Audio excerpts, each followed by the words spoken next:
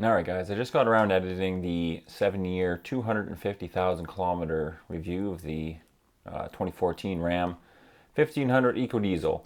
I was shooting for 10 minutes. Unfortunately, it went way longer. There is a bunch of good information in this video, guys. I know everybody says it, but watch right to the very end if you can. If it's first thing in the morning, grab a coffee. If you're late into the night, grab a beer. And yeah, it's kind of like it's the review, my honest review, along with a discussion too. So check it out, guys. Let me know what you think. If you have any questions or you own an ecodiesel, post it below, because we're always around to help out and, you know, just overall have a nice little discussion. All right, enjoy. All right, we're on the road. Okay, welcome back to the channel, guys. This video has been a long time coming. It's actually the second time I've recorded this video. The first one was just me rambling on about a bunch of random crap. So I'm trying to make this a little more organized, we'll say. So yeah, 7-year review of this truck. I bought this truck 2014, end of May. The build, I believe it was in April. So to my knowledge, it's one of the first ones going, you know what I mean? Like it's one of the OGs. Like I said, 250,000 kilometers, it just rolled over. And yeah, it's been a great truck overall for me. So I got a bunch of points I want to go over. I'm trying to make this, you know, less than 10 minutes. So I'm going to try my best, okay? Okay, so we're starting at topic number 1 here, issues, because I want to address these issues right away. Basically, in my family, we've had 4 ecodiesels. This is a 2014, like I mentioned. My brother-in-law has a 2015, I believe. He's probably sitting around at least 250,000 now. And my father-in-law's had 2 ecodiesels. I think he had a 16 and a 17, or a 15 and a 17. I can't quite remember now. But he ran those to about 150,000 each, to my knowledge. And he had no issues with his 2 trucks. But my brother-in-law spun a bearing. Motor costed him, I think, at least $10,000 or $12,000 Canadian. So, you know, in my family, that's a 25% loss, which is like, those aren't the best odds, I'll tell you right now. Like I said, for me, this motor, it's been great for me. This has been the best vehicle I've ever owned. I'm going to share some of the good experiences and some of the bad. So we're on issues right now. The issues that I've had are... Early on, I had my diesel exhaust def sprayer, the diesel exhaust fluid sprayer, plug up on me several times. I had an issue with the DPF filling up. In the first about 6 months of this truck's life, I was in a dealership about 5 times, and it was hell. So I ended up deleting the emissions, you know, after my first year and a half, because in Canada you only get a 100,000 kilometer warranty. So at around 80,000, I ended up getting rid of all that shit, because it was just, honestly, it was so troublesome. I couldn't keep it on the road. So def sprayer, I fried a battery. What actually happened was I left my dash cam plugged in for about a week during minus 30 degrees Celsius. It drained the battery, and what I did, in all my stupidity, is I put a trickle charger on it. So just a little bit of a heads up, don't put a trickle charger on your battery. You want to boost it and let it run and get back up to full charge, because I think what I did is I ended up low voltaging I don't know if low voltaging is even a word, but I low voltaged the system, and I ended up frying the body control module, which is in the door, I believe. I had a shop take care of that for me. That was out of warranty. Again, I believe it was my doing, but I'm on my second battery now, and everything seems to be working pretty good. The body control module, I think I was out $500 or $600 Canadian, so that wasn't too bad. The battery, you know, that did last me about 4 years, so I can't really complain about that. Another issue I have is, it's still happening, is my cruise control. So I got my cruise control set now. It's working pretty good.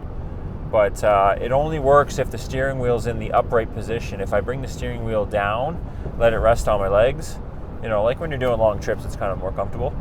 It ends up glitching out, and I won't be able to use my cruise control. So I've got to get the steering wheel in the upright position, turn the cruise on, and then sometimes I can lower the 1 or 2 positions, but it's got its issues there.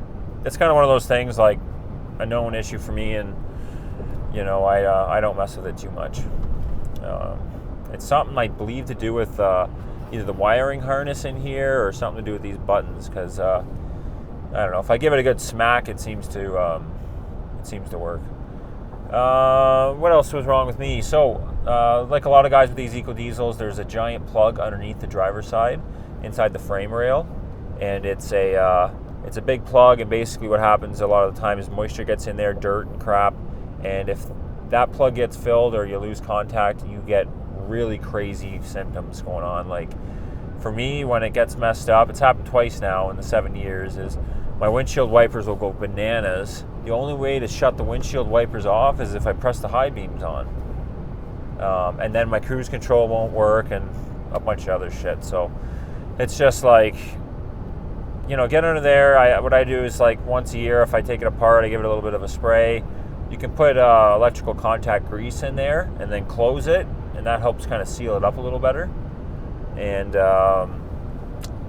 that works pretty good for me anyways. Okay, so other than that, for issues for me, it's been really good. I've had like basically no failures over that or anything like that, so we're good there. Moving on to performance. So truck performance overall, it's 2014, 3-liter diesel. I think they make around 240 horsepower with the crank, 420 foot-pounds of torque. It's got plenty of power in my opinion. You know, these aren't Hemis. These are small, you know, European diesel motors. They're just designed to putt along. You know, they got lots of torque. They can throw you back or whatever, but it's a diesel. You know what I mean? If you want a fast car, or you want a fast truck, get the Hemi. For me, like I own sport bikes, so if I need a thrill, I'll just jump on one of those. But yeah, performance is really good. Towing is excellent for me. I've got a video on this channel where I accidentally towed like 13,800 pounds combined. Highly don't recommend it, but it did work. Nothing broke. Stopping was a bit of an issue. You know, these trucks, if you're towing with these trucks daily, I would not go over 10,000 pounds. Even though these are heavier trucks with a diesel motor in them, that's like 3/4 ton territory in my opinion. You know, under 10,000, you know, the 8s for daily, I think you'd be okay. Payload is pretty good. I've put like, I think I got up to around 12 or 1,300 pounds of cinder blocks in the truck bed before. I had it stacked right high, and for a raised garden bed at my at the farm. So, you know, payload's good. I ended up buying the Timbren extra tall bump stops. I'll try and do a little close-up of them for you. Basically, just jack the truck off the suspension and just remove the stock bump stops, and then just slide these bigger ones in and lower the truck back down. It does ride a little rougher because now I'm sitting on metal on metal basically when I have anything in the truck bed. But for me, when I do tow my 7-ton dump trailer, it works way better. So I've been happy with that. What else? Towing, performance, yeah, payload, it's good. I mean, it's the newer trucks are a little better. I think the Gen 3 ecodiesel, I think the horsepower's jumped up to 260 or so. A little bit of a performance gain there. Next little section here, I'm going to go with suspension and tuning. So, like I mentioned, the tuning side of it, I have what's called a Celtic tune on this. It's a stage 2. So basically my EGR is disabled. It's still inside the vehicle. It's just not recirculating gases back into the intake. It's got a 60 horsepower tune on it, so you do get a little bit of a little bump in performance. It really helps with the throttle response, because the stock motor, you know, although it was good enough for me, it did have quite a bit of turbo lag, so that helps with the turbo lag. There are better tunes out there. I've kind of reached out to a guy out in British Columbia. His name's Chris.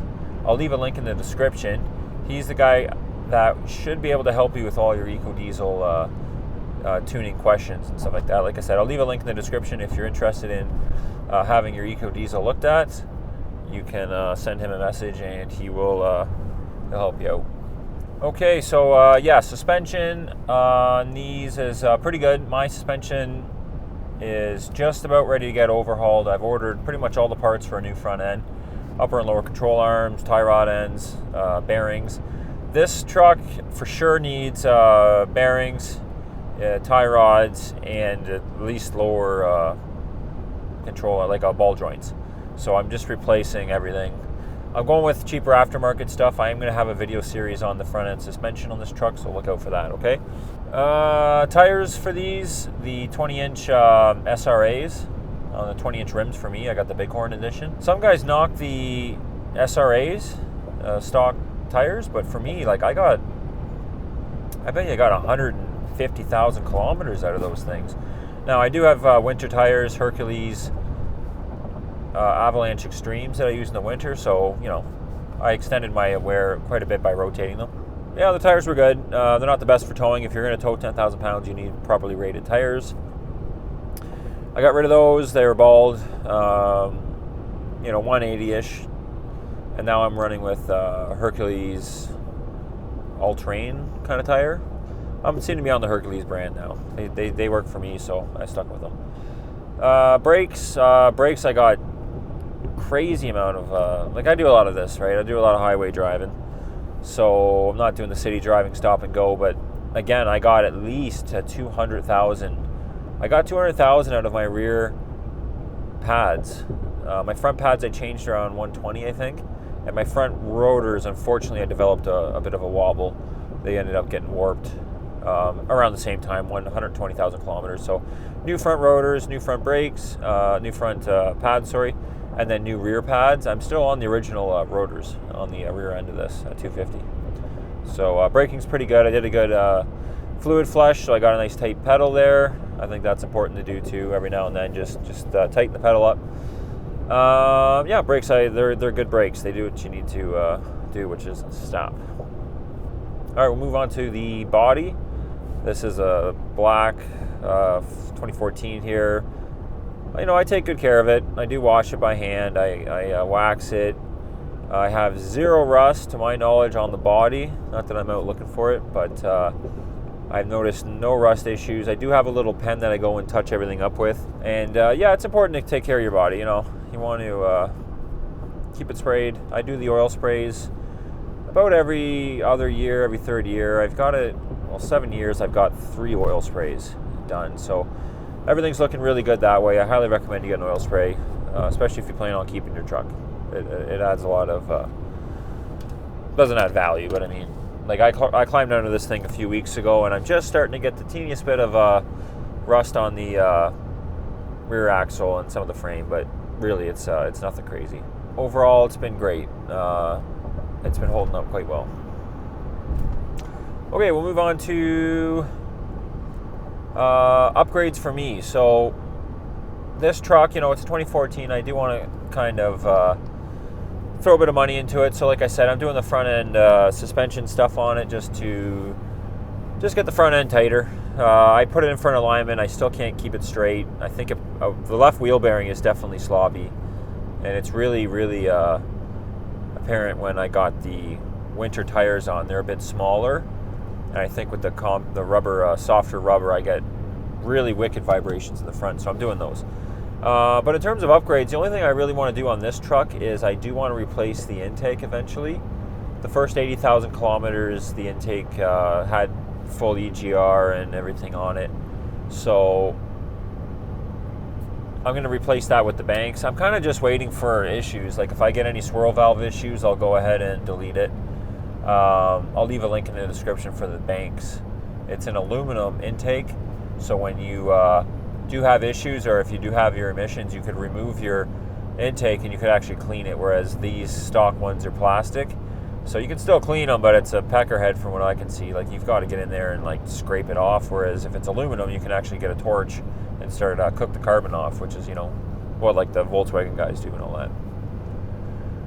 Other than that, for upgrades for me, I forgot to mention I do have a Provent 200 oil catch can for these trucks. I really think pretty much all diesels should get catch cans. All diesels have blow-by, whether it's small or large. You will be very surprised what you catch in an oil catch can if you put it on these trucks. I do have a video out about the oil catch can, a couple of them actually. You can check those out. I'll leave a link in the description and have a look at them, okay? You may or may not need special tuning, depending. For myself, with the tune I have, Celtic Tune, I did throw a code when I put my catch can on, but I explained that in the other video, so definitely check that out. All right, so we'll summarize it up. I'll give you guys what I believe are the known issues, other than the main bearing reliability issue. And it is an issue, as much as people want to say all trucks have issues, yada, yada, yada. There's just too many main bearing failures with these trucks, okay? You know, if I was going to buy this truck, a used ecodiesel, I would be getting an aftermarket warranty. If you have one of these trucks, you can save yourself a lot of headache by just deleting the so dry. You can save yourself a lot of headache by just deleting the EGR. I think I've got a video out about this as well. A lot of other guys do as well. We pretty much know for a fact the oil galleries for the main bearing get plugged up with soot. So what happens is when you have your EGR enabled, you're recirculating, I don't know the math, I heard somewhere it's up to 10% of the exhaust gases get pumped back into the intake for combustion. So you've got dirty, hot air going into a cold intake after your intercooler. And then that carbon gets sticky and rock hard, and it just destroys your motor, basically gets your oil dirtied up faster, which I think what's happening is guys are running these trucks to 16,000 kilometers, and then over time those little tiny oil galleries are getting more and more soot in them, and eventually they close off. When the oil galleries close off, the main bearing gets no lubrication. It heats up, spins, and then you end up knocking, and your motor's toast. I shouldn't say your motor's toast. There are guys who have been able to catch it early enough where you can disassemble it and you can actually change the bearing. The problem is if it disintegrates and you've got metal shavings throughout your system, that's in your turbocharger, it's everywhere. So a lot of the times it is just a new motor. That's the main issue, okay? The second runner-up issue, I would say, there's a recall out for it, so if you haven't done it already, you need to do it. The EGR, they do catch fire. I don't know if the EGR cooler leaks, I think is what happened. And basically they catch fire, the truck burns down. Not entirely like super popular. I know the Fords actually have a similar-ish issue with lighting on fire, however they go down, but I have heard issues with the F-150s, diesels. These trucks, just go in, get your recall. For me, my EGR is disabled, although it's still hooked up. It's not running, so I'm not worried about catching fire there. The third runner-up issue, I would say, with these trucks are the oil cooler. I would say the third most common issue. It's usually not catastrophic or anything like that. What typically happens, to my knowledge, is oil cooler and the coolant mix. So your oil cooler fails, the plumbing or however that works. I'm not a mechanic, I don't know the ins and outs of it all, but basically they fail and you end up with what looks like chocolate milk inside of your coolant reservoir. So it is a good idea, even if you're deleted or whatever, check your coolant, pop your hood once a week, just have a look in there. So those are the top three things. There are other issues, like all trucks have issues. If you've got an issue with your ecodiesel, post it below. We'd like to definitely like to hear it, hear what you got to say. Overall, I've been extremely happy with this truck. I'm going to put the money into it to fix the suspension a bit, and I'm going to keep it for as long as I can. Would I recommend this truck to someone? I would recommend this truck. If you're buying it used, look on Kijiji for deleted ones. Okay, like a lot of these guys, they just, like myself, they delete them right away, and then you know you got clean oil and less wear and tear on your motor, and also your intake should be cleaner, so you won't have to worry as much about like swirl valves closing up and being stuck. All right, so that's my little review of the ecodiesel. I have a ton of content on this channel about the ecodiesel. I do a lot of my own maintenance on this channel, and if you have an ecodiesel or even a Hemi, just this body style in general, check it out. Okay, I've got lots of videos. Subscribe. If you got something to say, leave it below. I always like a good conversation. These trucks are definitely a hot topic in the community of trucks, because they've caught a lot of flack over the years, but there's tons of guys out there that are super happy. You got to remember one thing about the internet. Very rarely do people go on the internet to tell you all the good things. They typically go to complain. You know, you're always trying to figure out issues, right? That's the number one things, ecodiesel issues. But really, if you look hard enough, there's tons of guys that are happy. So don't let all the negativity bring you down. Just drive your truck and have fun with it. Okay, all right, thanks for watching, guys, and take care. And look for the suspension video series coming up. Thanks.